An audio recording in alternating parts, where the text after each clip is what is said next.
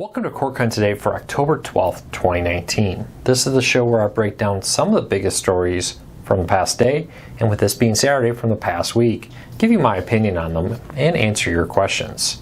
Now, if you want to learn more about these stories, check out the show notes down below. I'll put a link to each story I talk about in the order I talk about them. If you're new here, do me a favor, hit that subscribe button, hit that thumbs up. It really does help us because it lets YouTube know you enjoy what we're doing. And hopefully we can help you break free from the high cost of cable TV. So watch the shows you enjoy. Well, before we get into the news, let's dive into a quick deal. Disney Plus is on sale if you agree to a 3-year prepayment deal. Right now you can get Disney Plus for just $4.72 a month. It's a drop from the typical $6.99 a month you would pay if you go monthly, or $69.99 a year if you pay for the yearly plan. This is a really good deal, but you need a promo code. Have that promo code in the link in the show notes down below if you are interested in that. Now, if you're already convinced you're going to get Disney Plus and you're going to keep it for a long time, this is not a bad deal. Now, it's not the best deal. That D23 deal was a far better deal, but the best deal I found right now for Disney Plus. Of course, you can also get pre-orders right now. Now, some people have asked, if I prepay now, does my clock start now? From my understanding from reading the deal, Disney will start the 3-year or the monthly subscription when Disney Plus launches next month. If you go for the month-to-month deal, you actually still get your free trial, your 7-day free trial included with that. So it launches, you get 7 days plus a month with that. So maybe you can even still cancel. Pretty good deal. Let me know. Have you subscribed to Disney Plus already? Let me know why or why not. Do you plan to? Or if you don't, why not? Let me know. All right, let's get into the news of the day. First, a story that broke yesterday when I'm recording this. And I'm recording this last night. So again, things have the way of changing slightly overnight. If anything changes, I'll put an update in the story down below. But Amazon has removed the Tablo DVRs from their stores for, quote, copyright infringement. According to an email that Core Cars News has received a copy of that was sent to sellers of the Tablo DVR, third-party sellers, Amazon says they have identified the Tablo DVR, in quotes there, now here's the actual quote, as a streaming media player that is facilitating copyright infringement. Now, very likely an error. Tablo's parent company sends a statement saying they're working with Amazon to resolve this. They believe Amazon's incorrectly categorize them as a streaming player, not as a DVR, and that they're completely legal, of course, with all that. It's definitely raised a lot of eyebrows, considering that Amazon has a competing product to Tablo that they recently launched. It's very similar. Now, I wouldn't be surprised if this is a mistake at all. That is my expectation, and I would expect the Tablo DVRs to return to Amazon soon, hopefully. Now, I don't blame Amazon for trying to be aggressive in preventing piracy devices from being added to their stores. We're seeing lawsuits targeting not only the sellers of piracy devices, but the websites that host some of these listings, even if they were just like a third-party sale company who put an ad on Amazon, but not actually sold by Amazon, if that makes sense. Amazon allows third-party companies to come there and list products. In Canada, Best Buys and other stores have been sued by content owners for allowing the sale of piracy devices. With that happening, you can understand why Amazon is aggressively going through their listings saying, hey, we don't want to get caught in a lawsuit. If we can't prove this illegal service, we're going to remove it. And that seems to be what happened here. It definitely raises a lot of eyebrows, though, when it's a competitor product that has existed for some time. Amazon in the last year has launched a competing product called the Amazon Fire TV Recast. But I do firmly believe that this was likely just an error on their part, that Amazon's automated system may have detected it. I do know third parties through Amazon has a system where third-party copyright owners can submit claims against devices out there. We learned that with Kodi, for example, when they got a copyright on their name, they partnered with Amazon to pull off devices that were using the Kodi name to promote piracy that didn't have permission from Kodi to use the Kodi name, because Kodi had a trademark on that. Now, it is important to remember that when things like Kodi enforce their trademark, if you don't enforce your trademark, you can actually lose it.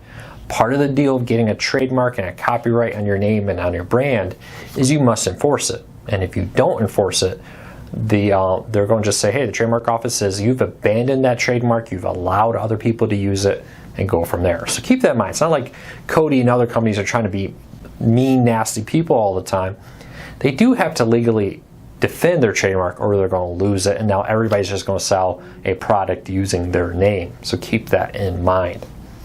But I'll be very interested to see what happens here with this Tablo DVR. Hopefully, by the time you're watching this video, it's been restored to the Amazon store. If not, new video says that you can buy them, of course, on the Tablo website and at Best Buy right now. So check those out. Two great options. The Tablo DVR, according to our readers, was the most popular DVR on the market right now. So let me know. Does it surprise you? Are you a Tablo DVR user? Are you happy about it? Leave me a comment. If you spot the DVR coming back and now available on Amazon, leave us a comment. Let us know that too. All right, so that's the breaking news of the day.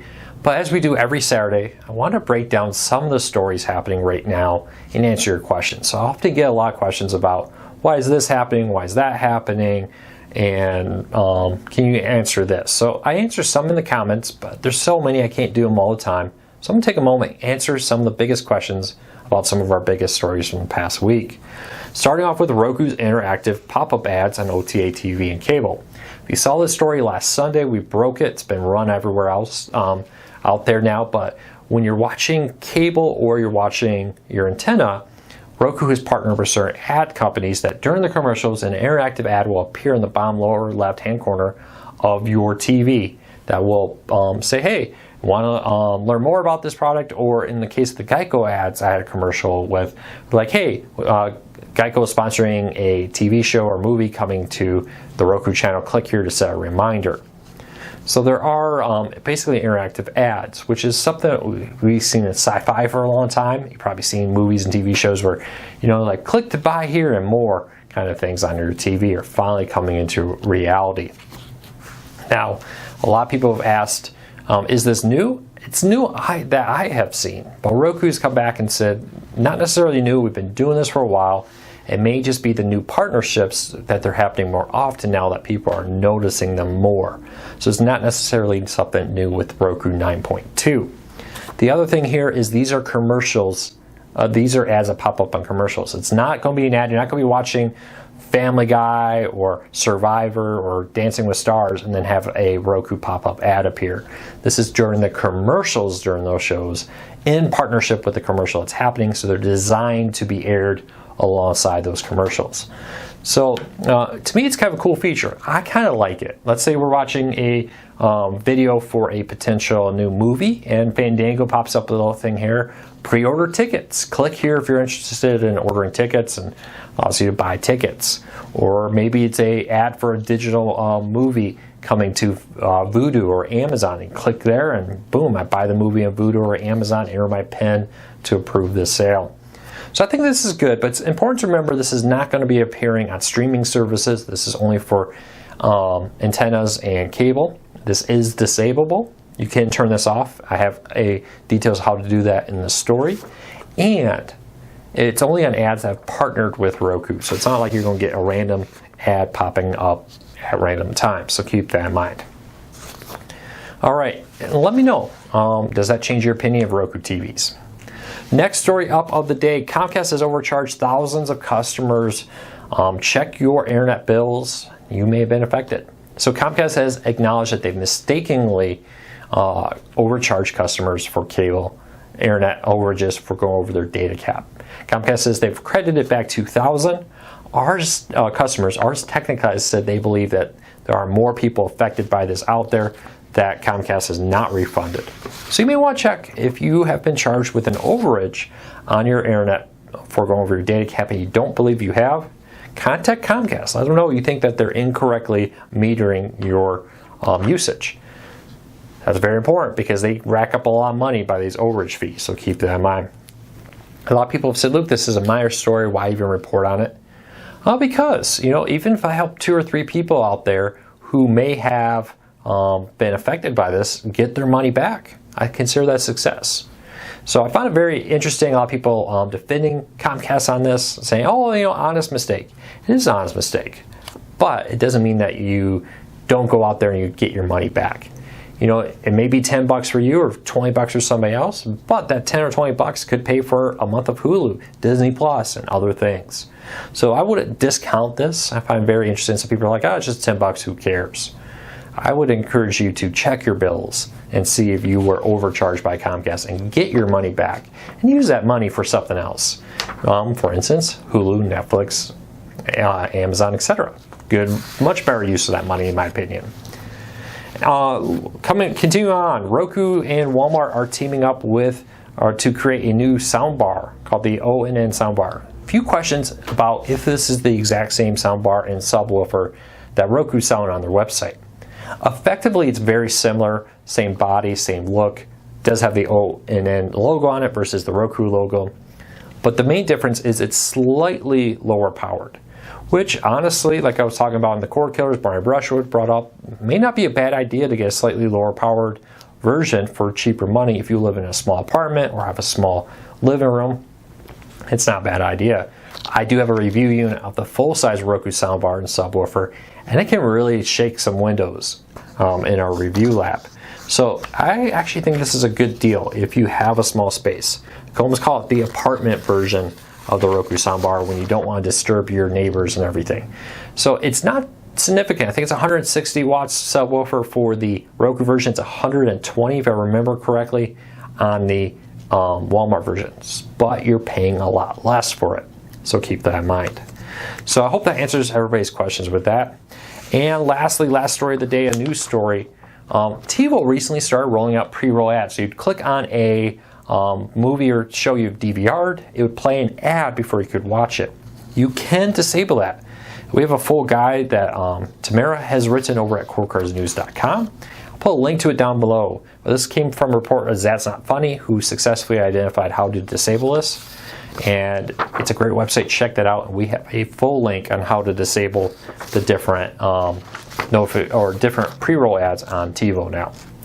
So I hope everybody had a fantastic week. I hope you're going to enjoy this beautiful weekend. It's slightly cool down here in Texas. We went from 92 on Thursday down to a high in the 50s on Friday. Gotta love fall weather in Texas. So I hope wherever you are, if it's cold and snowy, stay warm. If you're enjoying the heat wave in parts of the East Coast still, be safe out there. Enjoy the weather while you still have it. I'm sure the cold weather will come to where you are very soon.